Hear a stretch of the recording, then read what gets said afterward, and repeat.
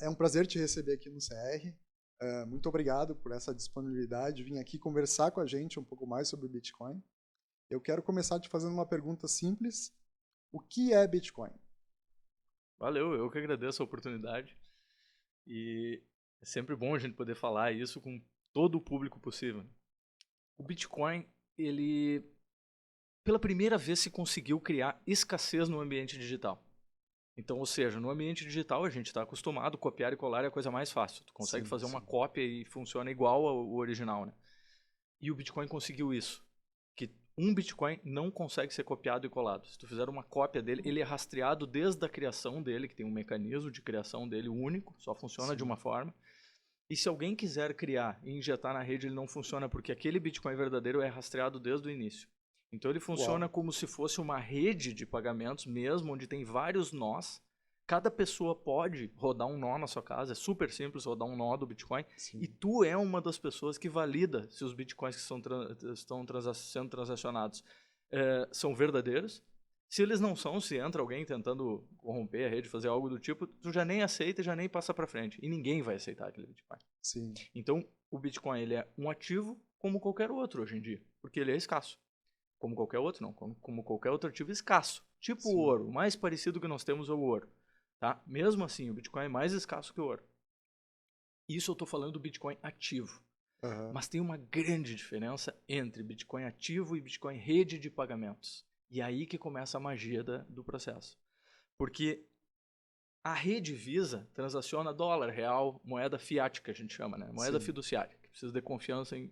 A gente brinca que precisa ter confiança em político. Sim. Né? Porque eles têm o controle sobre a moeda.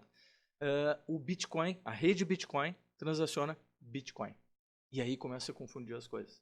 No nosso projeto, por exemplo, a gente usa muito mais a rede do que o ativo. A gente quer usar como rede de pagamento. Uma rede rápida que funciona ligeiro, que é privada, que é para qualquer um, que não precisa seguir toda a burocracia para te abrir uma conta, tu pode usá-la a qualquer hora, com qualquer valor.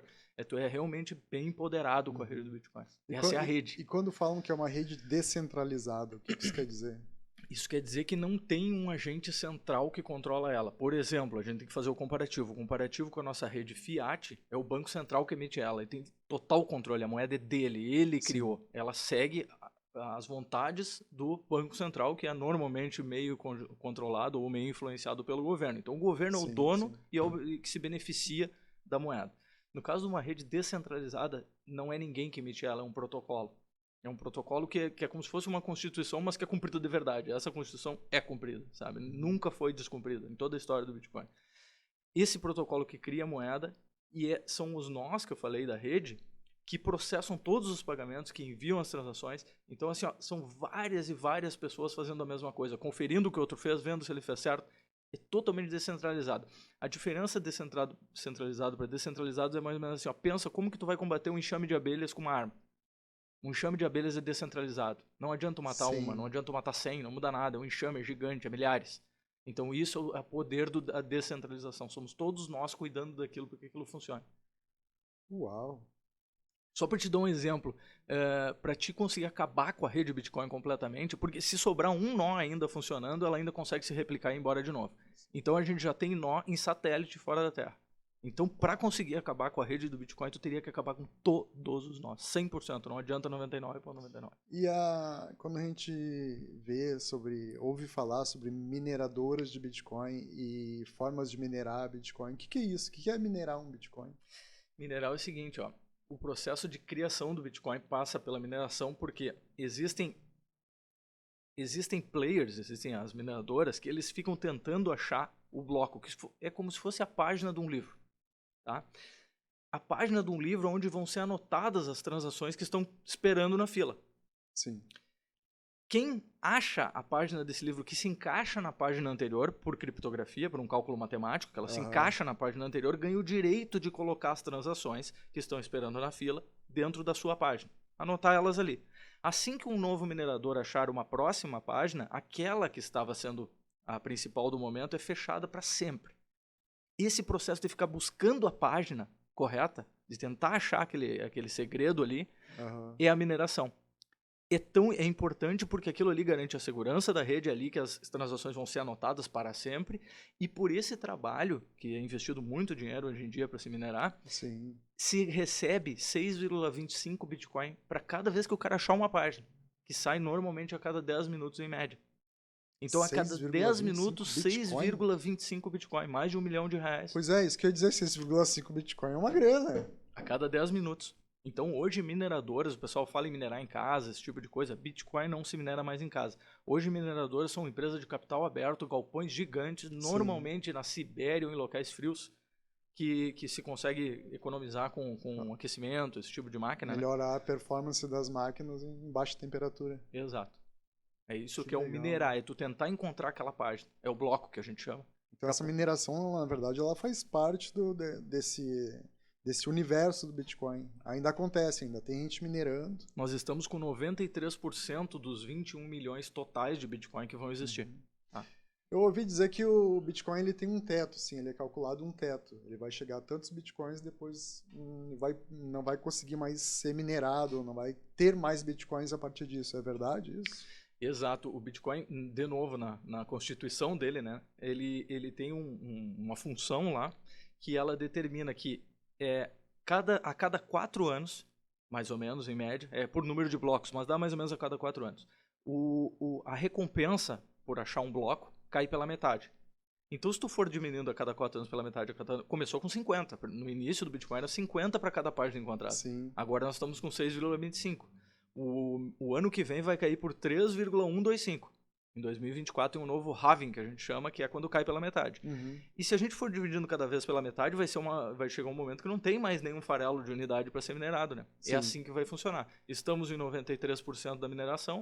É estimado que a última centavinho, que a gente chama de satoshis, centavo do Bitcoin, o último centavinho seja minerado em 2140.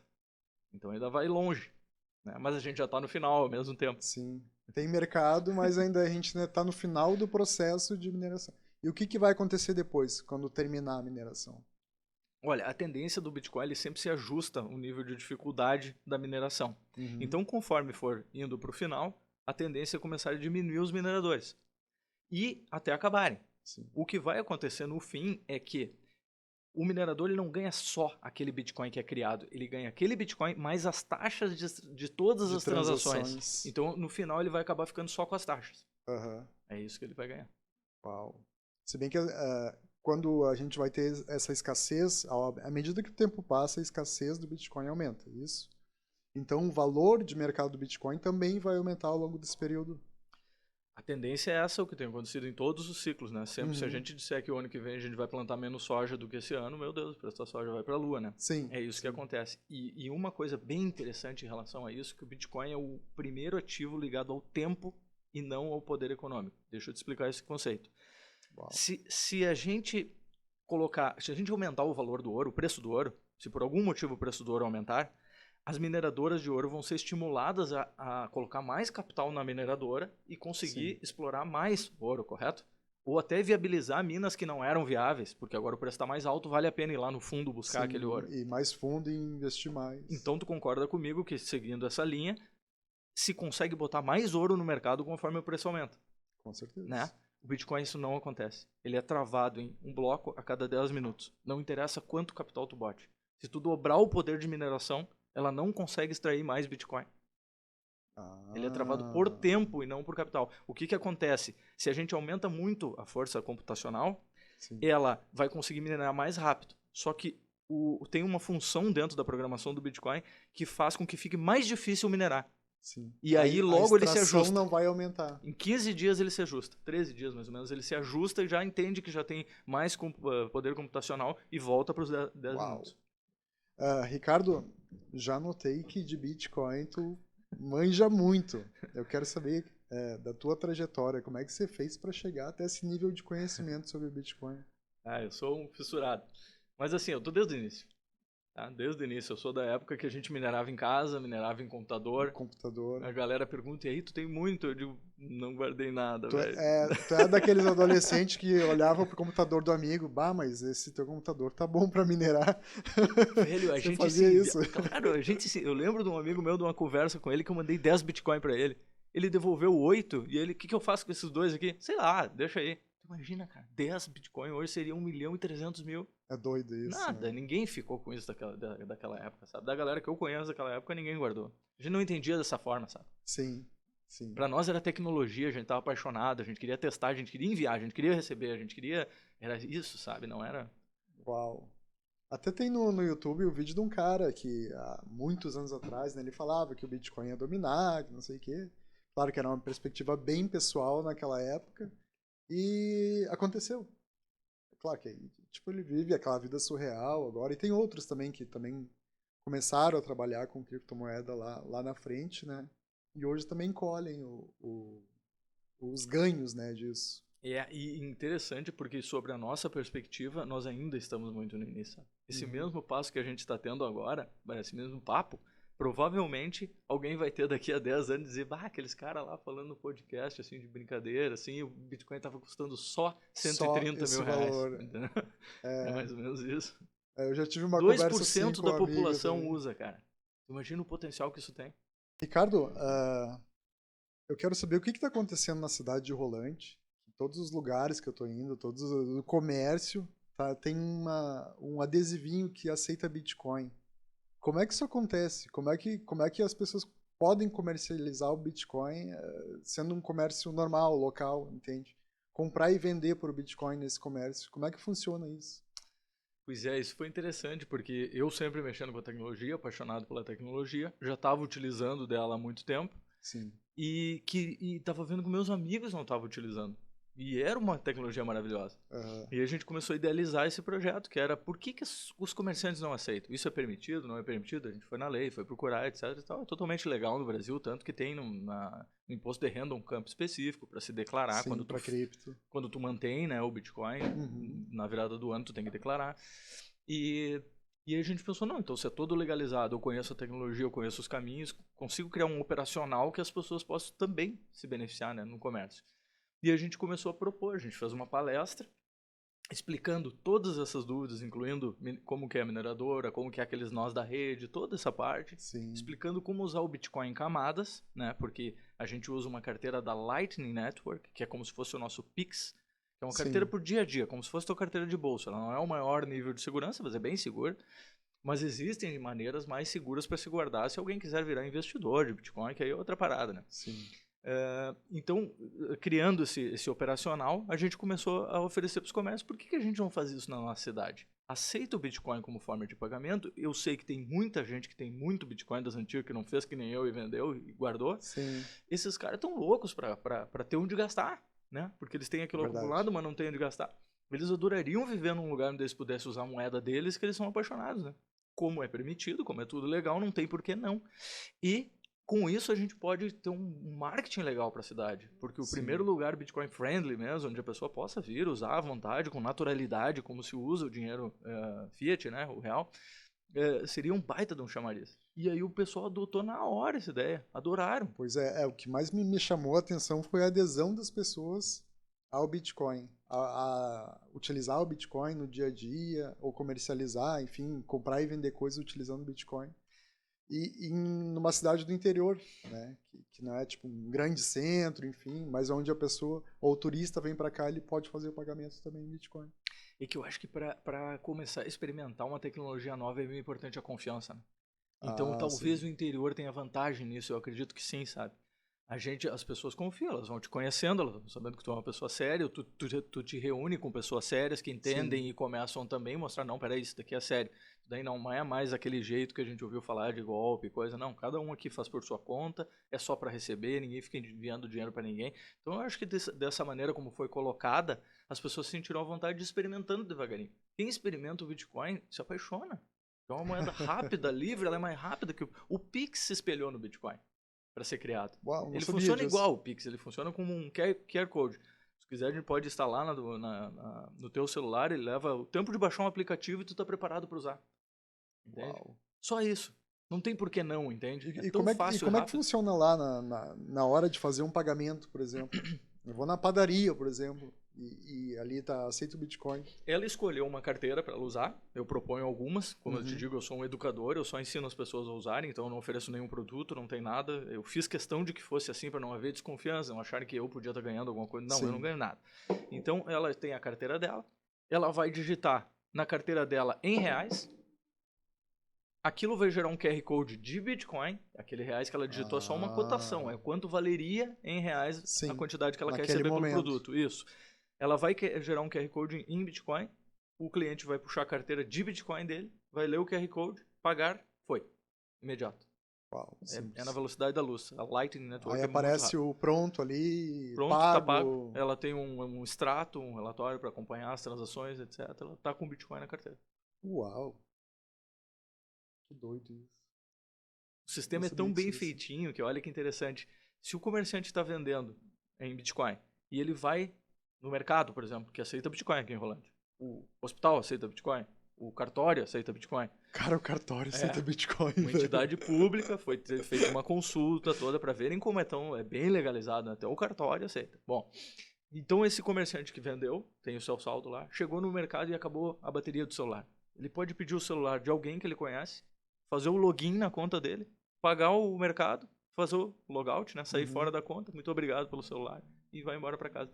Olha como é legal esse sistema, sabe? Eu sei que tu já comentou com a gente aqui, mas eu quero que tu me fale de novo, e de repente de uma forma detalhada, assim, daquela forma que eu quase não entendo.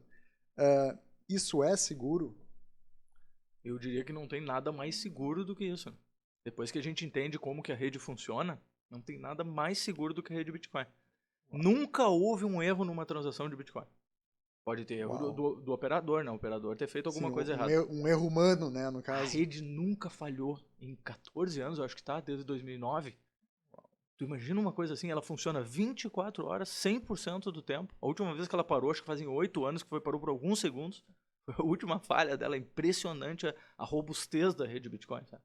Aí depois que a gente aprende a usar, não tem nada mais seguro do que isso. Fora que tem uma questão bem importante, entra na parte ideológica, é a minha, que o Drex, que é o Real Digital, né? Ele é cheio de backdoors. Eles já lançaram o código, parte dele eu já olhei, mas o pessoal está analisando, ele é cheio de backdoors. Ou seja, o que são backdoors? Dá poder para o Estado fazer o que ele quiser com o teu dinheiro.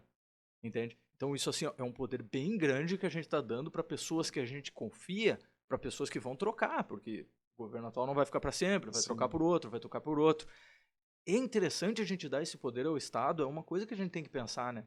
Não é unânime, entende? Esse Drex, ele é uma criptomoeda. Não, o Drex eu não expliquei direito. O Drex é a CBDC, é a moeda central, a moeda digital do Banco Central. Banco Central. É o que vai substituir o Pix. É uma espécie de Pix bem mais aprimorado. Se ele quiser tirar o dinheiro da conta, ele tira. Se ele quiser te obrigar a gastar em 15 dias, você não vai expirar o teu dinheiro, ele pode. Se ele quiser não te deixar mais gastar em carne, ele pode. Se ele quiser numa pandemia, por exemplo, te bloquear a tua conta, tu não pode sair porque tu tá em pandemia, tu só pode comprar teleentrega, não pode gastar nada fora daquilo ali, não pode comprar combustível para andar. Eles podem, têm o poder, entende? É através desses backdoors que tu fala. Que eles criaram, eles já criaram dessa aquela conexão moeda que existe com esse com intuito. o Banco Central. O intuito é ter controle total, ou seja, em última instância, se tu for extrapolar, tu acaba se tornando um escravo em potencial do governo. Se ele quiser, ele te escraviza, ele tem esse poder para isso, entendeu? Tipo, se não vai conseguir usar o Drex, por exemplo, se tiver algum código lá que não pode comprar armamento, né? Eu quero matar um javali, é hipotético. Qualquer coisa que o governo diz, Com naquele aquele momento valor não quer. digital não vai ter como fazer isso. Não. Com a moeda do governo não tem como fazer isso. Tipo, não existe uma liberdade. Zero. Aí já tá bem complicada a questão da liberdade, para quem gosta de liberdade, como eu, libertário, já tá bem complicada e com o Drex a gente vira verdadeiros escravos. Então qual é a proposta? É que se dê uma alternativa a isso. Pode-se usar o Drex, sim, todo mundo vai usar o Drex, inevitável, entendeu? Mas que tu tenha uma espécie de alternativa. Hoje a gente tem dinheiro em papel. O dinheiro em papel é uma moeda privada, totalmente legal, impressa pelo governo, te dá algumas liberdades. Tu tendo um pouco de dinheiro em papel, tu consegue fazer alguma coisa, o mínimo, né? Então a gente propõe uma espécie de alternativa à moeda de papel, né? Que vai poder ser usada em algumas situações. Não utilizar apenas uma forma de moeda para não ser tão instável o uso ou a segurança disso. A gente mantém um mínimo de privacidade e de liberdade, eu acho, que adotando moedas alternativas. Uau. É bem poderoso esse conceito. Serve para alguns, para outros não, mas é bem poderoso. É um aplicativo que tu tem que baixar no teu celular. Não vai ficar com vírus nem nada. Tu abre a loja de aplicativos do teu celular, qualquer um, Google Play ou Apple Store. O meu é Play Store, que eu sou testemunha de Xiaomi. Testemunha de Eu me converti, agora Boa. difícil de... qual é o nome do... É Wallet, é W-A-L-L-E-T, espaço OFF, O-F, espaço Satoshi, S-A, já deve estar aparecendo aí na tela. Satoshi Wallet com of SH. Satoshi, com SH. Bota instalar. Deixa eu ver, é esse aqui? É um raiozinho laranja com fundo preto. Boa. Tá. Pessoal, eu tô tentando... já fez download aqui, eu tô abrindo agora a minha carteira para fazer negociação com bitcoins, para comercializar, para vender e comprar. Lembrando que é uma carteira do uso do dia a dia, a gente não guarda grandes montantes numa carteira como essa, mas pro dia a dia ela é perfeita, muito rápida. Start. Isso. Tem um botão aqui, receber, receive, alguma coisa assim. Receber e enviar. Isso aí. Vai no receber. Receber. Ele fez um QR Code. Isso, ele tem com um botão customizar ali. Vai no raiozinho. É o terceiro ícone, raiozinho. Raiozinho. Aí ele tem um botão amarelo que diz amount ou note. Isso aí. Aqui a gente vai colocar o valor. Aqui o comerciante está colocando o valor. Tu vai me fazer uma venda. Tu vai me vender alguma coisa. Coloca 100 sats aí. Pode digitar 100. 00. Pronto. Aí vai ter um lugar gerar invoice. Ou generate invoice. Agora ele vai criar um invoice pronto como se fosse um boleto para eu pagar. Esse QR Code que fica aqui, ele vira um boleto. Isso. Ele já está com o valor, ele já está tudo pronto. Então o comerciante tem essa segurança que ele digitou o valor e o que vai ser pago é aquele valor que ele digitou. Sim. Né? Que a outra pessoa que também tem esse aplicativo vai fazer. Agora ela vai ler. Agora o que eu vou fazer? Vou ler o teu QR Code e eu passo essa transação para minha tela. Então só olhando aqui, ó. Aquela transação que ele criou, eu passei para minha tela. Tá? Perfeito. E agora eu vou clicar em enviar. E a gente vai ver quanto tempo leva. Precisa do teu rostinho. Ele pede uma identificação. Isso. Uma identificação para ver se é a pessoa mesmo que está fazendo a transação. Enviei. Recebeu. Olha aí, ó. É menos de um segundo. Da hora que ela deu o ok para enviar, é menos super de um rápido. Super rápido. Legal isso aqui. Então essa é a forma que o comércio está Isso que a gente chama de dinheiro privado. Essa é a nossa ideia de conceito. Foi mais rápido que eu pensava. Claro. Na minha opinião, por que o dinheiro não pode ser privado também? Sim. Entendeu? Vamos oferecer essa alternativa, as pessoas vão decidindo qual que elas preferem. Mas o dinheiro privado funciona assim, rápido, eficiente, simples. Pessoal, eu conversei aqui com o Ricardo, o mestre do Bitcoin. Sabe tudo, manja muito bem de Bitcoin. E vai ter a segunda parte agora, que nós vamos falar sobre o festival de Bitcoin. Qual é o nome do festival? Bitcoin Spring Festival. Bitcoin Spring Festival, que vai acontecer aqui em Rolante, a gente vai falar mais sobre ele.